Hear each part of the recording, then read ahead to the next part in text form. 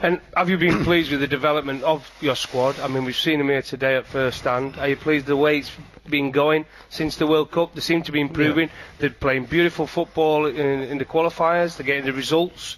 As you said, it's about results as well as a coach analysing the performance after. But are you pleased with the way they're developing? Well, I think you're always pleased down when you're winning, but we're also trying to keep our feet on the ground. We realise that we've been benefiting from a group which isn't, the toughest of the groups.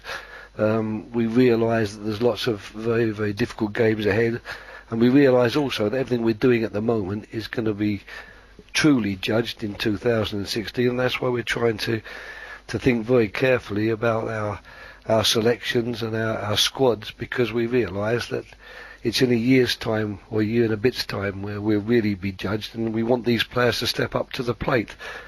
We've been a bit unlucky on this occasion. It's unusual.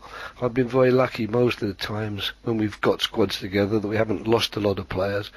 This time, to lose the 2 goalkeepers, for example, that's an incredible blow. To lose people like Wilshere, Lallana, Oxlade-Chamberlain, Sturridge, all of whom you think are going to be very important players in the year to come, to lose them all in front of a qualifier in a tough game against Italy, that's been a bit hard to take, but I still think, as you rightly point out, there's enough good ones out there, so I'm still thinking we can get 11 good players on the field. One you probably didn't expect maybe last summer to come through was Harry Kane. You've been pictured with a bit of paper which suggests that it's going to be Kane and Rooney starting up front. Is that wrong, or...?